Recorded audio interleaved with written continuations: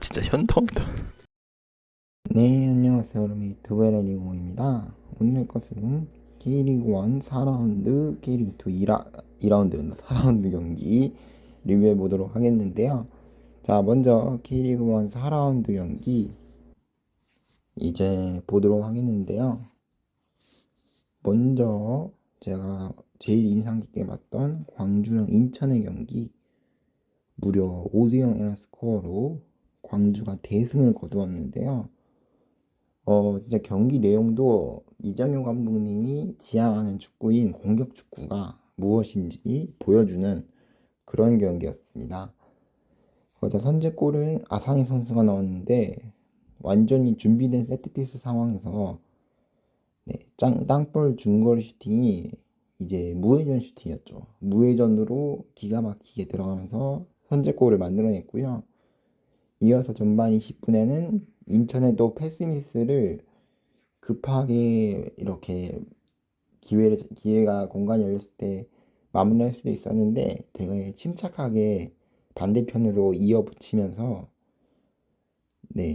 땅볼 크로스가 골키퍼 손 맞고 반대편으로 흘렀고, 그 볼을 엄지성 선수가 거의 각도가 없었는데 마무리하면서 2대0을 만들어냅니다.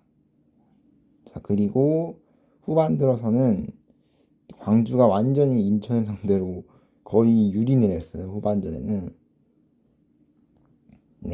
물론 전반 막판에 인천이 페널티킥으로 골을 넣을 뻔했죠. 김보성 선수가 광주의 그 패스 미스를 잘 파고들어서 강한 압박으로 골키퍼가 그 김보성 선수를 막다가 PK가 선언이 됐고, 문제는 에르난데스 선수가 방향을 골키퍼한테 읽히게 찼고요. 또 그 에르난데스 선수의 그 땅볼 슈팅이 약간 빗 맞았어요.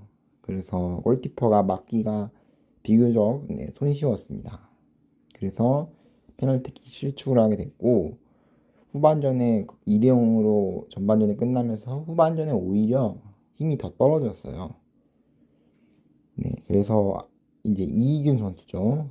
이희공도 사실 인천 수비진이 지금 여러 선수들을 마킹하다 보니까 이희균 선수를 완전히 놓쳤어요. 그래서 완전한 라인 브레이킹 이후로 침착하게 급하게 차지 않고 본인이 좋아하는 발에 가져다 가가지고 침착하게 마무리하면서, 또 세리머니로 이정효 감독님이랑 포옹하는 또 세리머니도 보여줬죠. 3대0이 됐고요. 자, 이렇게 3대0까지 벌어졌는데도 광주는 보통 3대0 되면은 이제 우리가 이겼겠다 싶어서 볼을 좀 돌린다든지 시간을 낭비한다든지 좀 소비하는 그런 축구로 가게 되는데, 왠지 광주는 공격으로 더 나아갑니다. 다른 축구랑 좀 다르게 이정효 감독님의 공격 축구는 짧은 패스로 상대의 압박을 탈압박을 해내면서 어떻게든 살아 올라와요. 어떻게든 공격을 이어나가고, 그게 이 경기의 장점으로 작용한 것 같고요. 그래서 막 거의 인천을 반코트에 가둬놓고 진짜 거의 유린하는 듯한 모습을 보여줬습니다. 이제 아타인 선수의 멀티골도 대단했는데, 크로스를 가슴 트래핑 이후로 발리로 마무리하면서 4대0이라는 스코어를 만들어냈고, 마지막에 아타인 선수의 PK 골이죠. 구석으로 차면서 아타인 선수가 결국 해트트릭을 기록하게 됐습니다. 반대로 인천 쪽은 광주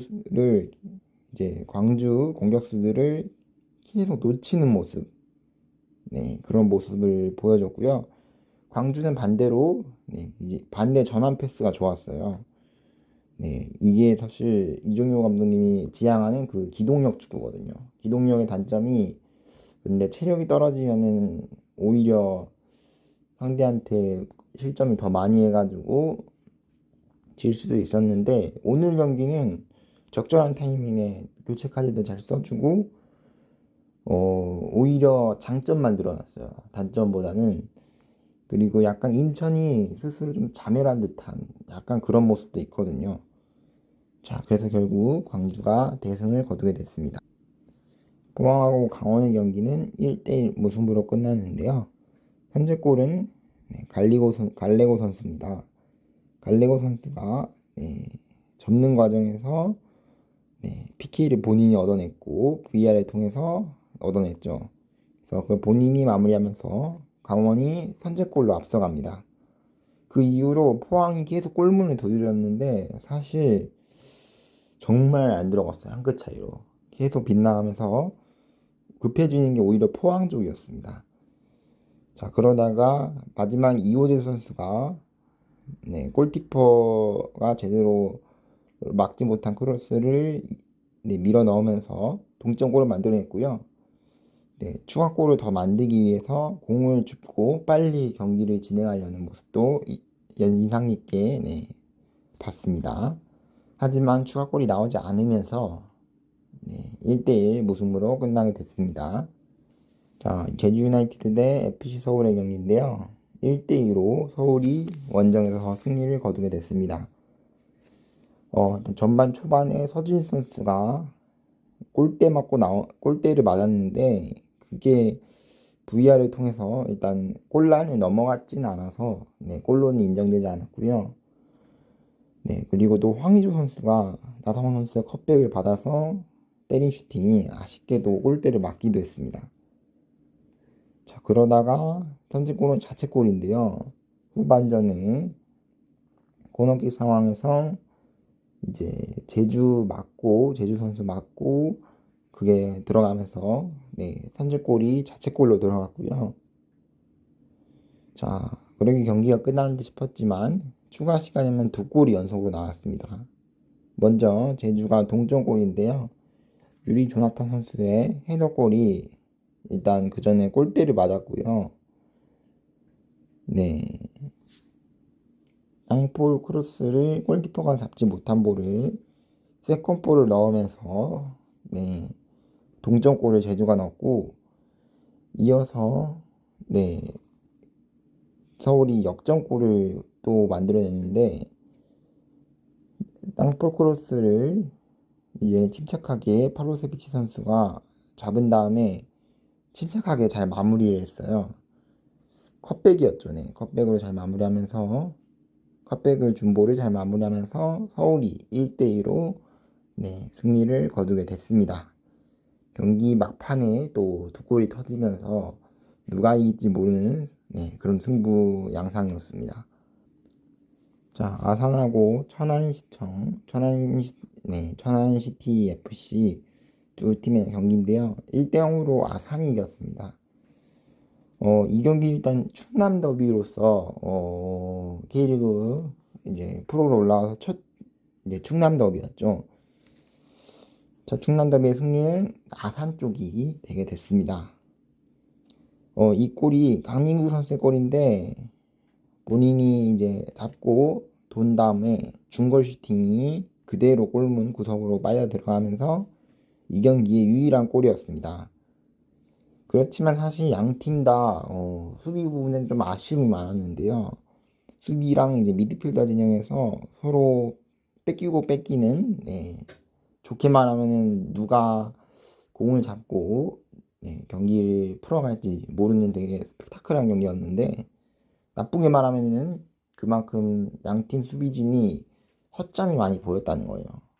이런 부분을 앞으로는 보완할 필요가 있을 것 같습니다. 부천하고 안산의 경기는 1대0으로 부천이 이겼습니다. 일단 전반에 양 팀의 슈팅들이 전부 골문에 약간씩 다 벗어났어요. 그래서 아쉬운 골 결정력이 보였다가 후반에 결국 결승골이 나왔는데 부천의 역습 과정에서 찔러준 패스가 좋았고 골키퍼랑 1대1 상황에서 안재인 선수가 잘 마무리하면서 이 경기에 승점 3점을 부천이 얻게 됐습니다. 경남FC랑 충북 청주의 경기는 2대2로 끝났습니다. 선제골은 약속된 코너킥 상황에서 이제 오른발로 참볼을 골키퍼 손 맞고 근데 슈팅이 워낙 세게 잘 들어가서 선제골을 만들어냈고요. 두 번째 골은 역시나 또 오른발로 만들어냈는데 역시나 또 상대 수비수 맞고 굴절되면서 경남이 초반부터 약간 좀 불운에 쌓인 두 골을 만들어냈습니다. 청주 입장에선 초반부터 적극적으로 두드리면서 두 골을 만들어냈는데 이 골들을 전반 막판에 다시 두 골로 빼앗기거든요. 첫 번째 골은 이제 헤더로 잘 떨궈주고 그 볼을 조상우 선수가 잘 마무리하면서 근데 자세히 보니까 이제 오른발 아웃사이드로 차더라고요.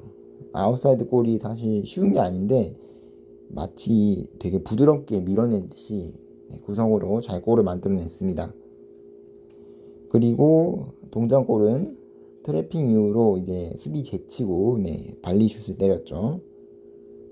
하지만 양팀 다 추가골이 나오지 않으면서 2대2 무승부로 경기가 끝나게 됐습니다. 이렇게 토요일 경기 전부 살펴봤고요.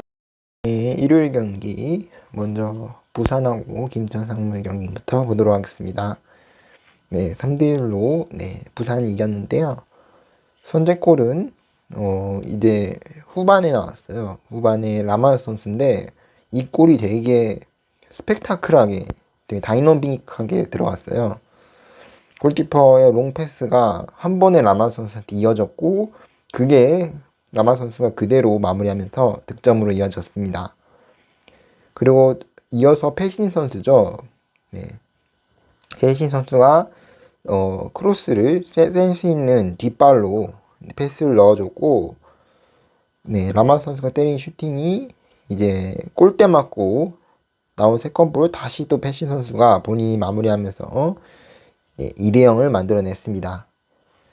하지만 김천도 따라가는 점수를 만들어냈는데요. 헤더 경합을 이겨낸 다음에 중앙에서 완전히 페널티킥 박스 안에서 뿌리 찬스였던 김진기 선수가 발끝으로 밀어 넣으면서 2대2를 만들어냈고요. 하지만 쐐기 점수는 부산 쪽에서 나왔습니다.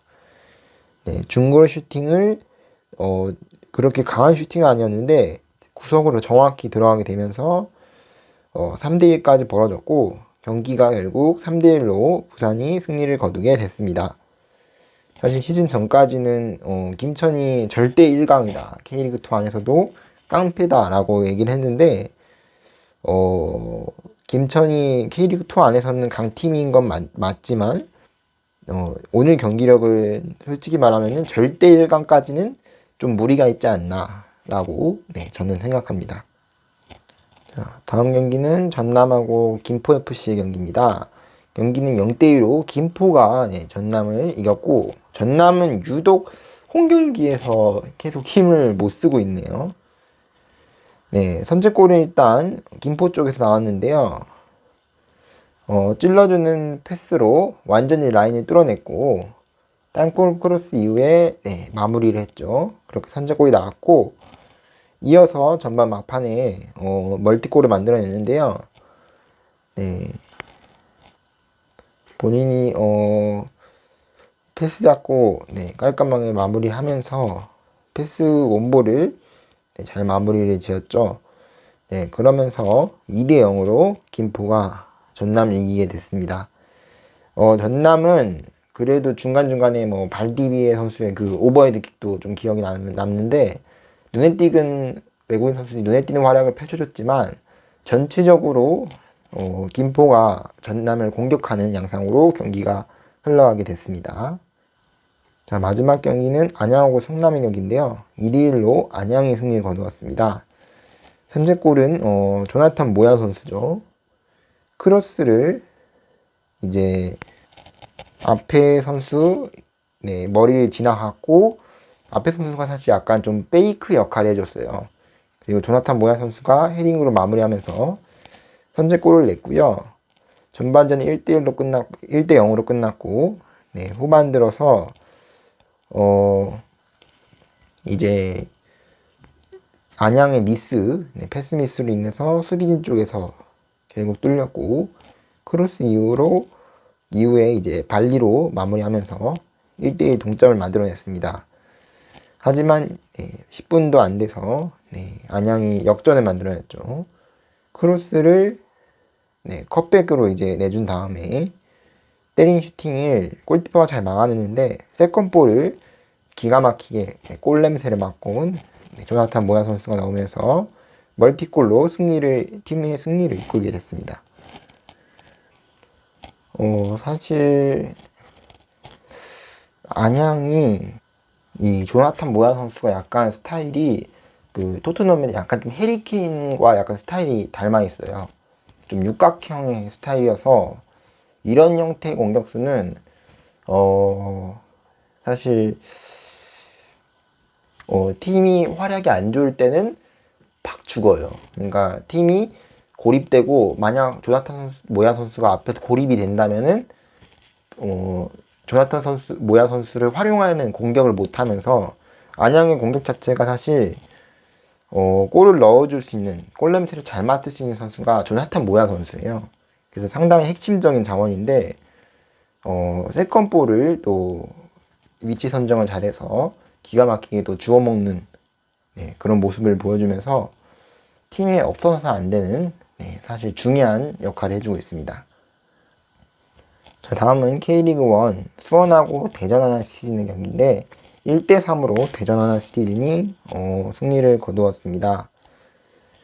이 선제골이 이제 이진현 선수한테 나왔는데 이 골이 엄청난 골이었죠. 제가 본 가마차는 슈팅에서 최고의 골이 아니었나. 그렇게 보이는 엄청난 슈팅이었는데 거의 90도까지는 아니어도 90도에 가깝게 공이 휘었어요. 그래서 어떻게 저렇게 구석으로 기가 막히게 들어가지? 빨랫줄처럼 정말 들어갔는데 아니 이제 빨랫줄이 아니죠. 뭐 바나나킥? 바나나킥처럼 기가 막히게 감기면서 선제골을 만들어냈고요. 하지만 아코스키 선수가 헛다리 짚기 이후로 수비 사이에 그대로 슈팅을 때리면서 동점을 만들어냅니다. 그 이후에 양 팀 다 득점이 안 나오면서 경기가 그대로 끝난 듯 싶었지만 후반 막판에 수원 수비진이 급격하게 무너졌어요. 일단 프리킥 상황에서 헤더 경합에서 수원 수비진이 밀렸고 변준수 선수가 쇄도하면서 프리 헤더로 완전히 꽂아 넣었죠. 그래서 역전골이 나왔고 이어서 후반 추가 시간에는 완전히 또 측면이 붕괴된 상황에서 골키퍼 정면으로 때린 슈팅이 골키퍼 손이 아무래도 집중력이 좀 떨어진 것 같았어요. 당시에 그 상황에서 본인한테 공이 올 거라는 생각을 못한 것 같은데 정면으로 때린 게 그대로 노림수가 잘 먹혀 들어갔습니다. 또 덤블링 세리머니까지 보여주면서 1대3으로 대전이 승리를 거두게 됐습니다. 다음은 대구랑 전북의 경기인데요. 이 경기는 이제 클리스만 감독님이 또 대구까지 오셔서 첫 지방 경기죠. 지방 경기를 대구랑 전북 경기를 보러 오셨는데 대구가 이 경기에서 2대0으로 승리를 거두었습니다. 일단 대구 축구가 상당히 인상적이었어요. 선발 라인업에서 세드가라고 불리는 세징야 에드가 선수가 명단에 안 들어오면서 대구가 후반전에 올인하려는 전략인가 라고 생각이 들 정도로 전반전에는 전북한테 밀리겠지 싶었는데 오히려 대구가 다이너믹하고 사실 다이너믹 피치라는 게 이제 공식 K리그 슬로건인데 그거에 딱 맞는 축구를 보여줬어요. 그래서 점유율을 내주면서도 실리 있는 축구를 했다. 대구의 역습 축구가 다시 한번 빛을 발했다라고 보면 될 것 같고요. 전북은 전반, 후반 내내 사실 대구한테 좀 유린을 당했어요. 분명히 우리가 공을 잡고 공격이 풀어가는데 대구의 밀집 수비를 전북 선수들이 빠른 원투 패스로 뚫어냈어야 되는데 뚫어내지 못했어요. 그래서 전체적으로 좀 정방 이제 공격수 스트라이커들은 좀 답답한 경기였어요. 고립이 되면서. 그래서 좋은 선수가 있는데도 불구하고 그걸 활용하지 못했던 거.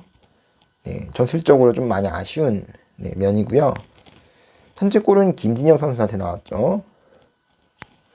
이제 프리킥을 골키퍼가 손으로 걷어냈는데 그 세컨볼을 이제 되게 어떻게 이걸 반응했지 싶을 정도로 볼이 떨어지기 전에 발이 먼저 움직였어요. 그래서 김진영 선수 발끝도 아니죠. 발목 쪽인가? 거기로 맞은 공이 기가 막히게 칩샷이 되면서 골망을 이제 흔들리게 시켰습니다. 자, 그렇게 선제골을 만들어냈고요. 두 번째 골은 후반 막판에 이제 추가 시간이 나왔는데 세징야 선수랑 이제 에드가 선수는 전반에 교체 투입됐고 세징야 선수는 후반에 교체 투입됐어요. 사실 이 사이에 골이 안 나왔지. 사실 골이 나올 수 있는 찬스들이 오히려 전북보다는 대구가 좀 더 많았거든요. 그래서 대구 입장에서는 진짜 추가골을 더 내지 못한 게 좀 아쉬울 수 있는 좀 그런 대목입니다. 어쨌든 세징야 선수가 컵백 받은 볼을 정확히 구석으로 땅볼로 넣으면서 세징야 선수가 본인의 복귀를 알리는 그런 골을 만들어냈습니다. 교체로서도 한 골을 만들어냈고요. 그에 반해서 전북은 공격 전개 자체가 그래도 위협적인 찬스들이 몇 번 있었는데 그 찬스들도 사실 대구 수비진이 잘 막아냈고 전체적으로는 일단 좀 너무 복잡하게 너무 어렵게 생각한 것 같아요. 좀 공격을 이렇게 풀이라는데 좀 단순하게 이제 원투 패스 이런 게 잘 안 될 때는 좀 단순하게도 생각을 해봐야 되는데 너무 전반 내내 좀 복잡하게 하면서 오히려 전북 공격진들이 대구한테 볼을 뺏기는 그런 경우가 많았던 경기였습니다. 대구가 만원 관중 앞에서 승점 3점을 얻어냈고요. 자, 마지막 경기는 울산이랑 수원FC 경기인데 3대 0으로 울산이 크게 이겼습니다. 경기 내용도 사실 울산이 거의 압도했다. 그렇게 볼 수 있는 경기였고 선제골은 이제 루드빅손인데 약간 터닝 슈팅처럼 돌면서 슈팅을 때렸고 골문 구석으로 향하면서 선제골을 만들어냈습니다. 그 이후로 골망 한 번 더 흔들긴 했는데 옵사이드가 선언이 되면서 전반전에는 득점이 더 나오지 않았고 후반 들어서 이제 주민규 선수죠. 루드빅슨 선수가 내준 볼을 잘 마무리하면서 이제 골을 만들어냈고요.